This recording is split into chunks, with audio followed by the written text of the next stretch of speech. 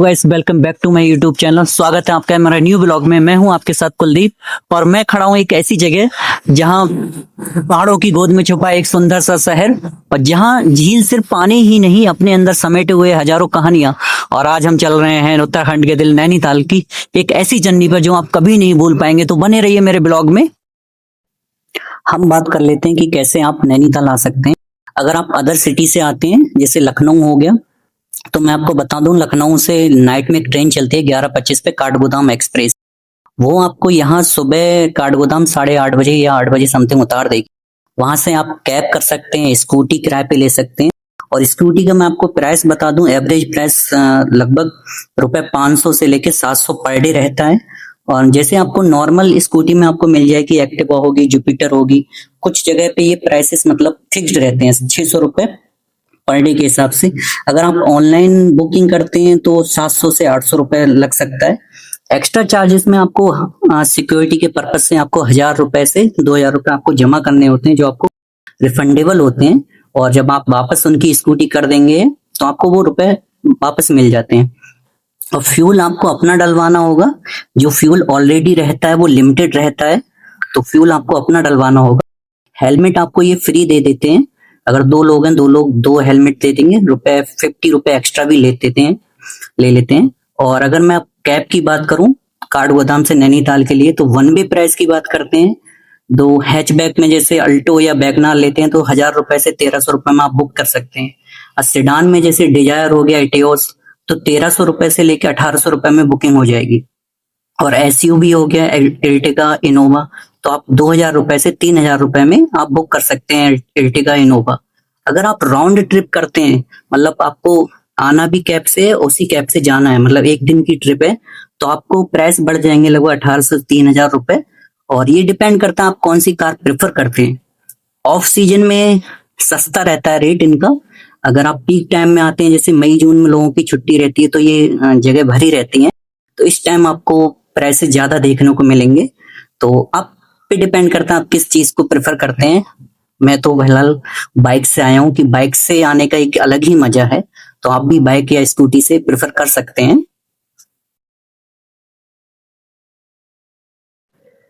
तो दोस्तों, सुबह का टाइम है, हल्की हल्की ठंडी हवा चल रही है और हम निकल पड़े हैं नैनीताल की तरफ।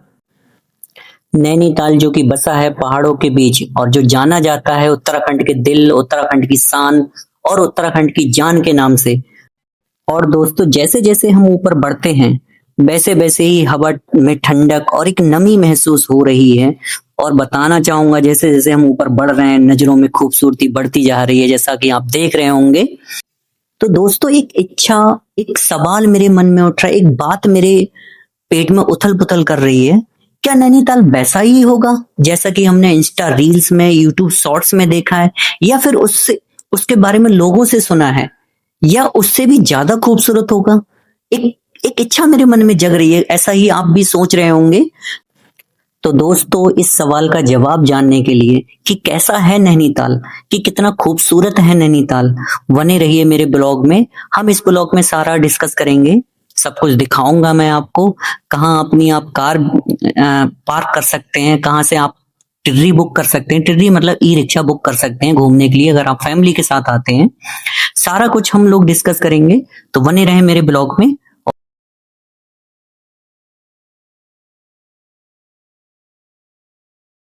तो दोस्तों, ये रहा वो पल जिसका हम लोग इतना बेसब्री से इंतजार कर रहे थे। हम लोग क्या, मैं इतने सालों से इंतजार कर रहा था कि नैनीताल घूमने जाना है। और दोस्तों, मैं बताना चाहूंगा, ये झील सिर्फ एक झील नहीं है, ये नैनीताल की जान है। कहते हैं कि इस नैनीताल झील का नाम नैनी माता के नाम पर पड़ा है। और मैं बताना चाहूंगा, यहाँ घूमने का सबसे अच्छा टाइम है, आप मार्च से जुलाई के बीच आ सकते हैं। लेकिन जुलाई के बाद अगर आएंगे तो यहाँ पर बारिश का समय रहता है, मानसून सीजन रहता है, तो उस समय लैंडस्लाइड होने का खतरा रहता है। तो रास्ते बंद हो जाते हैं, रास्ते ब्लॉक हो जाते हैं, तो गवर्नमेंट अलाउ नहीं करती है अदर स्टेट के पीपल को। तो अगर आप अच्छे से घूमना चाहते हैं तो मार्च से अप्रैल मई तक आ सकते हैं। और जून जुलाई में पीक टाइम रहता है, तो यहाँ काफी भीड़ हो जाती है।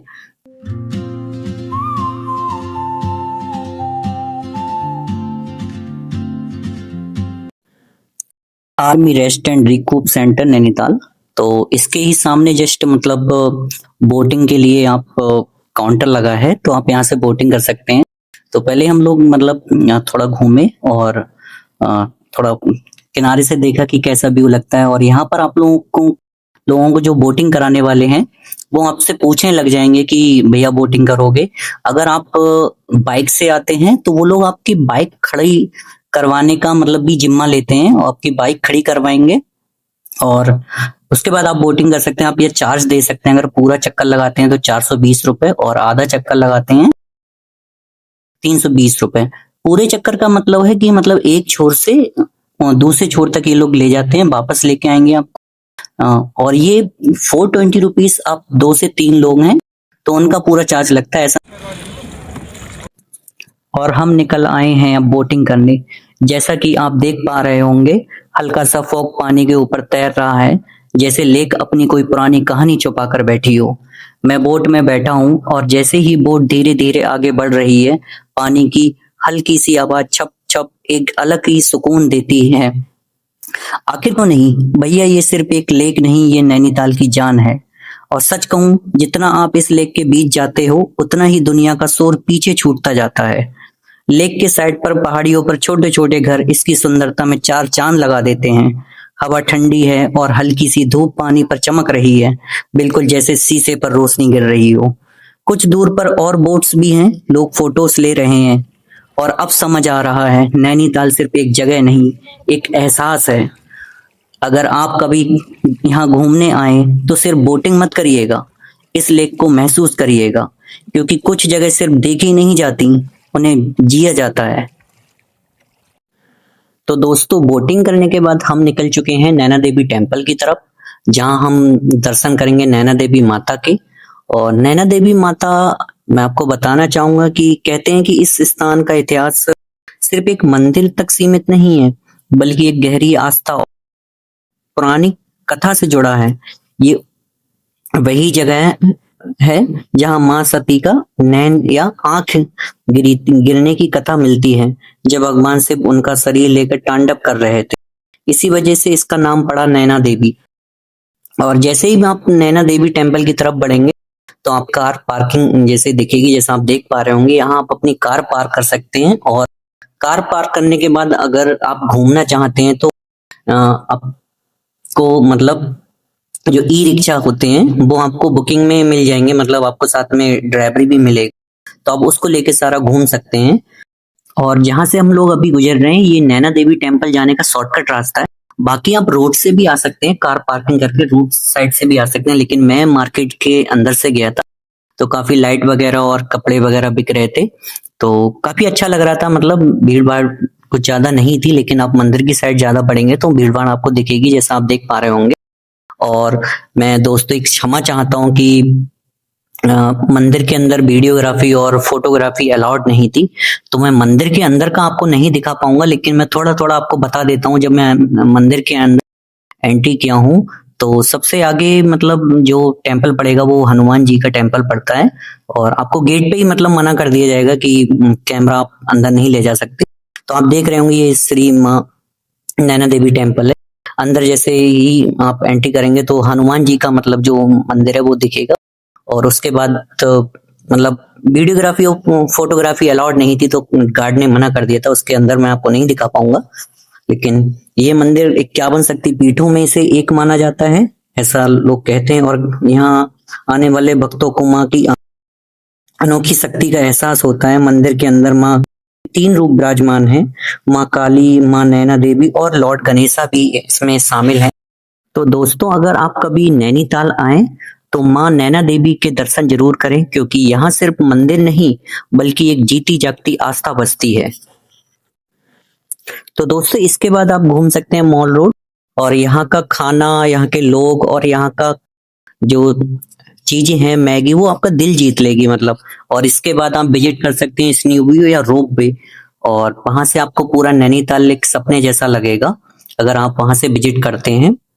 और जो इसकी नैनीताल की जो सुंदरता है वो इसके हिडन जो ट्रीज हैं, मतलब बड़े बड़े पाइन की ट्रीज हैं, उनमें अगर आप विजिट करते हैं, वहां से गुजरते हैं तो आपको बहुत अच्छा लगेगा। और दिन जैसे ही ढलता है तो जो नैनीताल है वो अपने एक अलग अच्छे से रूप में आ जाती है। और नाइट के समय अगर आप विजिट करते हैं तो ये जो झील है ये और भी सुंदर हो जाता है। तो ये थी हमारी नैनीताल की जर्नी, एक ऐसी जगह जहां हर मोड़ पर एक नई कहानी है। अगर आपको सुकून चाहिए, नेचर के करीब जाना है, तो एक बार नैनीताल जरूर आना। अगर आपको ये जर्नी पसंद आई हो तो वीडियो को लाइक करें, इस चैनल को सब्सक्राइब करें और कमेंट करके बताइए आप नेक्स्ट कौन सी जगह देखना चाहते हो।